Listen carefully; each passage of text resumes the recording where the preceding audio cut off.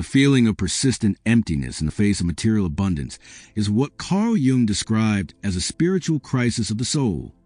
When you have everything, the career, the status, the comfort, but feel a hollow ache within, you are experiencing a fundamental disconnect between your ego and the self. The ego is the architect of your external world. It seeks security, social standing, and physical gratification. It builds a house and fills it with objects. But the self, the totality of your psyche, remains unimpressed by these external markers. If your life has become a monument to the ego's desires while the inner self is ignored, the psyche sends a signal of emptiness to alert you that your internal growth has stalled.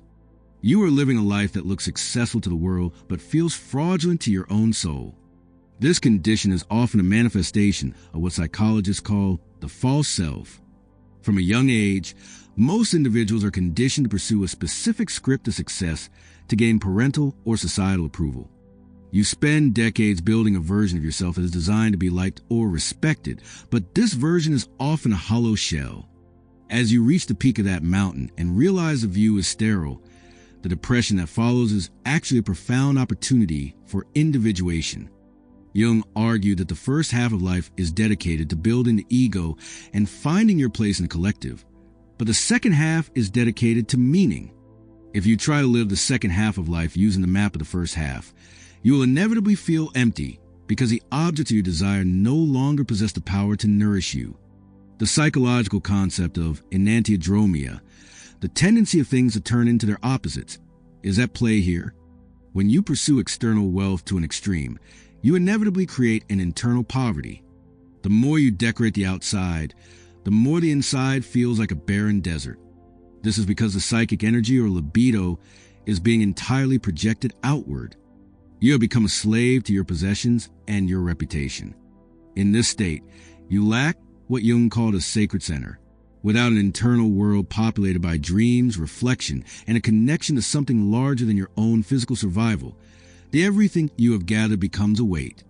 You are not a master of your world. You are a curator of a museum that you no longer enjoy visiting. Viktor Frankl, in his work on logotherapy, spoke of the existential vacuum. He noted that when the will to meaning is frustrated, people tend to compensate with the will to power, the will to money, or the will to pleasure.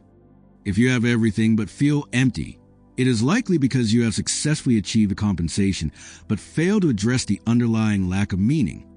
You are trying to fill a spiritual hole with material substance, which is a category error of the mind.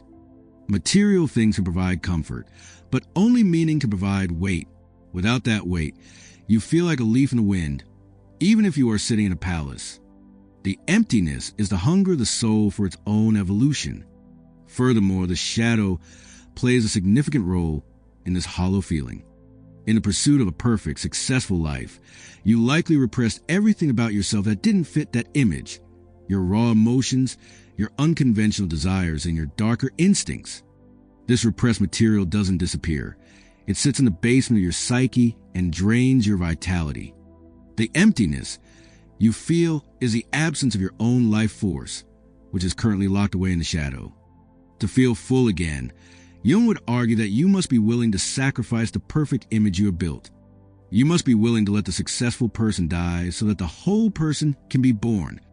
This involves a terrifying process of looking into your own darkness and reclaiming the parts of yourself you abandoned in the pursuit of everything.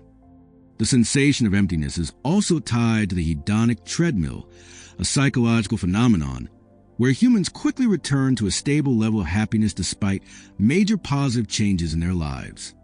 You believe that the next promotion, the next car, or the next million will be the final piece, but the brain is wired for novelty, not sustained satisfaction through acquisition. When the novelty wears off, you are left with the same internal landscape you had before. This is a God-shaped hole mentioned by various existentialists, a space in the human heart that cannot be occupied by finite things. If you do not have a relationship with the infinite, whether through art, nature, philosophy, or spiritual practice, you'll always feel empty regardless of your bank balance.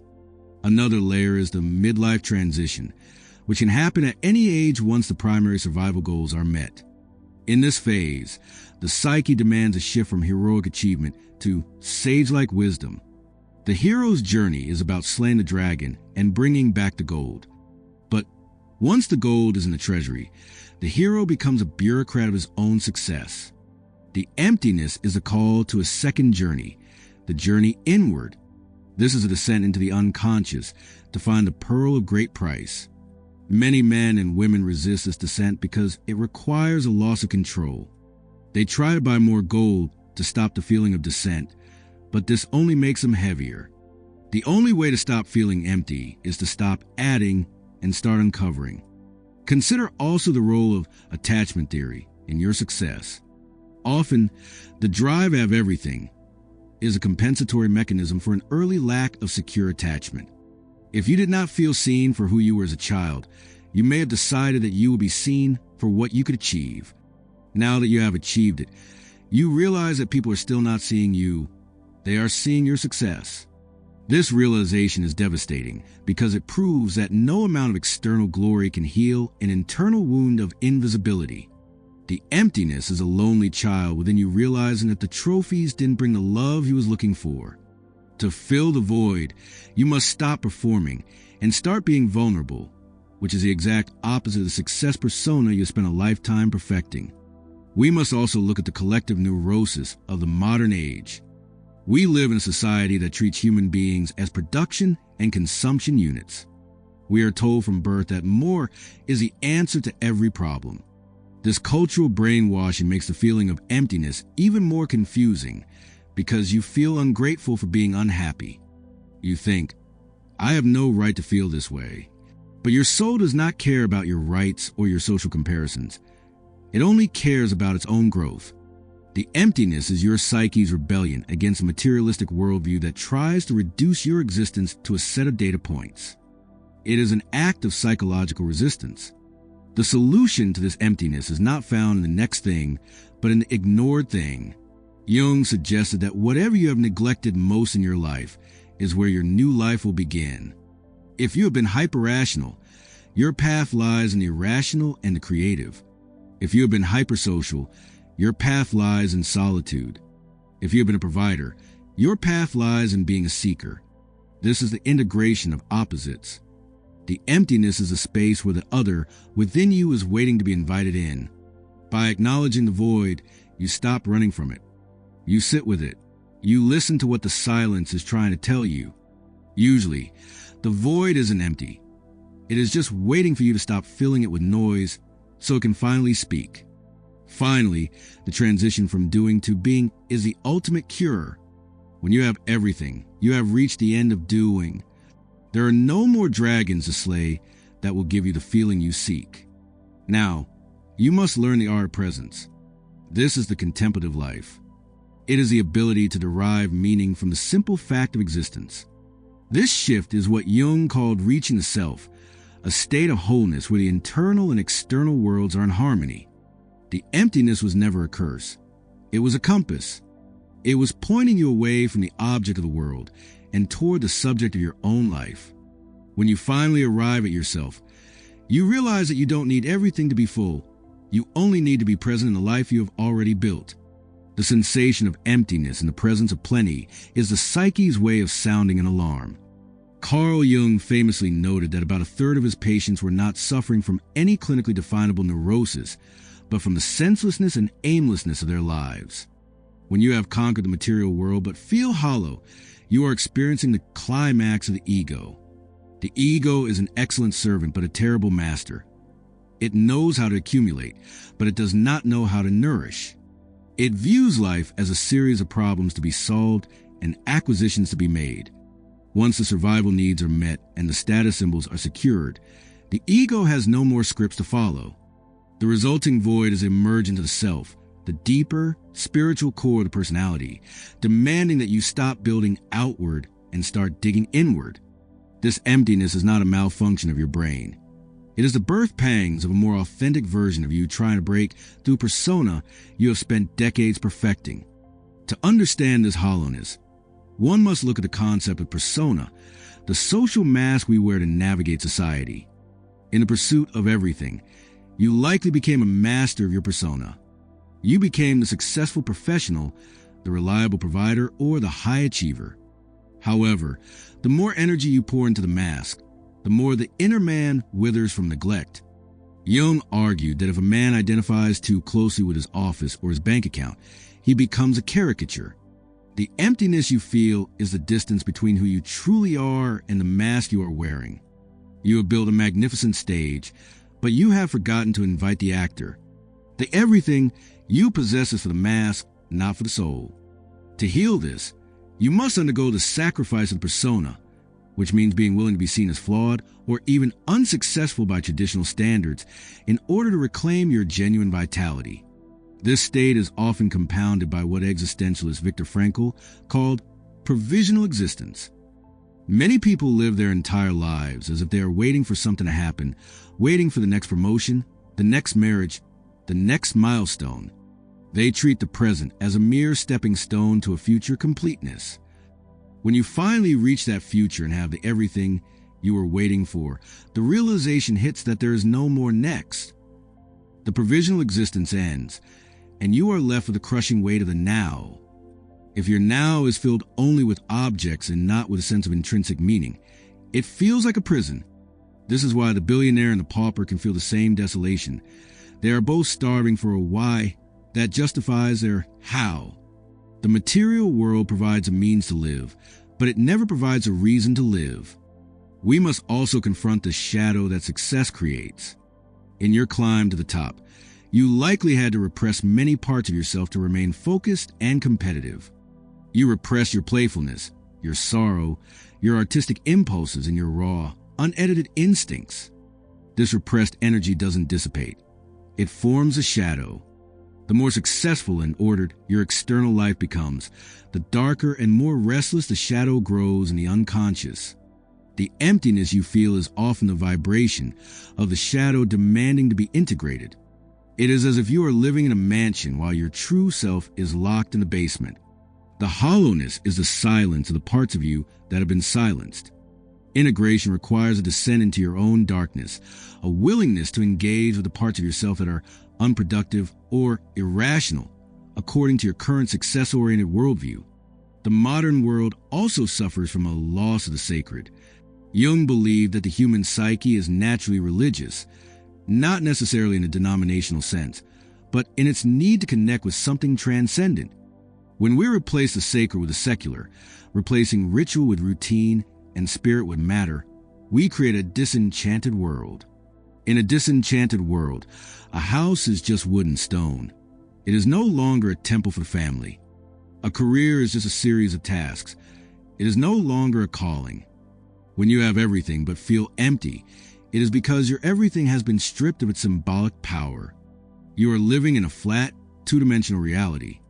Reclaiming the fullness of being requires a re-enchantment of your life. It means finding the symbolic depth in your work, your relationships, and your solitude. It means recognizing that you are a participant in a cosmic drama, not just a consumer in a global economy.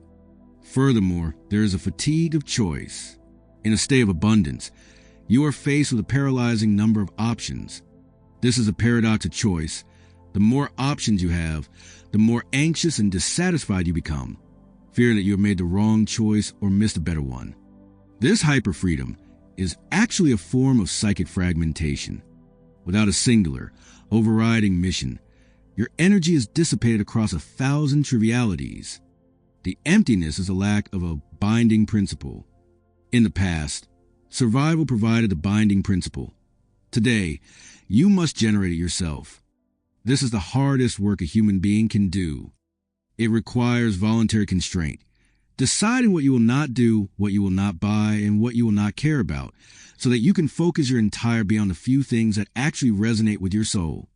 Ultimately, the emptiness is a form of psychological death that must precede a psychological rebirth. The version of you that was designed to win the game of the world has finished its task. It is now a husk. You are mourning the loss of the drive that once propelled you, but this mourning is necessary. You cannot fill a cup that is already full of old water. You must allow the old identities to wither away. This period of nigredo, as the alchemists called it, the blackening or the dark night of the soul, is the first stage of true transformation. You feel empty because you are being hollowed out to become a vessel for something greater. The everything you have is the soil. Now, you must wait for the seed of the self to sprout. This requires a radical shift from doing to listening. It means trusting that the void is not a pit to fall into, but a womb from which your true life will eventually emerge. The emptiness was the silence of a life lived only for itself. The fullness is the music of a life lived in harmony with the whole. The following narration explores the archetype of the king and the psychological burden of sovereignty, how those who have attained everything must transition from the stage of accumulation to the stage of stewardship to avoid the rot of the soul. The archetype of the king is the central organizing principle of the mature masculine psyche. In Jungian thought, the king represents order, fertility, and the blessing of others. However, many who achieve everything in the eyes of the world find themselves trapped in the shadow king, either the tyrant or the weakling. The tyrant seeks to control everything to hide his own inner hollowness, while the weakling is paralyzed by the fear of losing what he has built. When you have attained high status and wealth but feel empty, it is often because your inner king has no kingdom to bless. You are sitting on a throne in an empty room. The king only finds fulfillment when he is a conduit for life and order for his people, his family, or his community. If your success serves only your own comfort, the archetype remains unactivated, leaving you with a heavy crown, but none of the royal purpose. To inhabit the true king archetype, a man must undergo a shift in his relationship with power. Power is the ultimate inflationary drug for the ego. It tricks the individual into believing they are the source of their own light. Jung warned of psychic inflation, where a person identifies so strongly with their role or their wealth that they lose touch with their human limitations. The emptiness you feel is the soul's defense mechanism against this inflation. It is a forced grounding. It reminds you that despite your millions or your titles, you are still a mortal subject to the laws of the psyche. The king must realize that he does not own his power, he merely stewards it. The moment you believe that everything you have is yours in an ultimate sense, you become a prisoner of it. True sovereignty is the ability to hold everything with an open hand, recognizing that your value lies in your character, not in your treasury. A significant cause of emptiness among the successful is the isolation of the throne. As a person climbs higher, the air becomes thinner. You find fewer people who can relate to your pressures and more people who want something from you. This creates a relational void. The king is often lonely because he must maintain a frame of strength and stability. If this loneliness is not managed through deep, authentic connection, or what Jung called a dialogue with the self, it turns into a cold, clinical detachment. You begin to see people as data points or assets rather than souls. This detachment is the death of empathy, and without empathy, the world becomes a gray, mechanical place. To feel full again, the king must find a way to take off the crown in private, to be a commoner before the divine or the infinite, and to rediscover the vulnerability that success has taught him to hide. We must also look at the fertility of the kingdom. In ancient myths, the health of the land was tied to the health of the king. If the king was wounded or stagnant, the land became a wasteland. Psychologically, if you're not fructifying your world, meaning if you're not using your resources to mentor others, build lasting institutions, or create beauty, your internal landscape becomes a wasteland. The everything you have is like stagnant water. It breeds disease. It must flow out to become life-giving. This is why many successful individuals find their second wind in philanthropy or mentorship. They realize that the void was actually an empty vessel waiting to be filled with the act of giving. The king's greatest joy is not in receiving tribute, but in blessing, recognizing potential in others and providing an environment for that potential to grow. Furthermore, the king must master the magician within. The magician is the archetype of specialized knowledge and transformation. In the modern context, this is your strategy, your intellect, and your ability to navigate complex systems. However, many successful people get stuck in the magician, treating life as a series of technical puzzles to be solved. They try to engineer their way out of emptiness. But the king knows that logic cannot cure a heart that has lost its song. The king must use a magician's tools to serve a vision, not just to increase efficiency. If your life is high-tech but low-soul, the emptiness is a protest of the lover archetype, the part of you that craves connection, aesthetic beauty, and sensory joy. To be a whole king, you must integrate the lover, allowing yourself to be moved by art, by nature, and by the raw experience of being alive, even if it's unproductive. Ultimately, the burden of having everything is the burden of finality. When you were climbing, the goal was ahead of you. Now that you have arrived, the goal is behind you. This can trigger a death anxiety that the ego tries to mask with more acquisition. But the mature king accepts the cycle of life. He knows that his time on the throne is limited. He begins to focus on generativity, what will outlast him. The emptiness is the space left by your departing youth and your departing drives. It is an invitation to prepare for the third act of life, where the focus shifts from the material to the eternal. You are being asked to become a sage. The sage doesn't need everything because he possesses himself. He has integrated his shadow, blessed his kingdom, and is ready to return his power to the source from which it came. The cure for feeling empty when you have everything is to realize that you have reached the end of the human game of accumulation. You have won. Now, you must play the divine game of participation. This means engage with the world not as a predator seeking more, but as a creator seeking to leave the world better than you found it. The emptiness vanishes when the focus shifts from what can I get to what can I leave? When you align your sovereignty with service, everything stops being a burden and starts being a tool. You find that the void was never an absence of things, but an absence of connection to the whole. In that connection, you find the only fullness that lasts, the peace of a man who knows his place in the cosmic order and has done his duty to the light.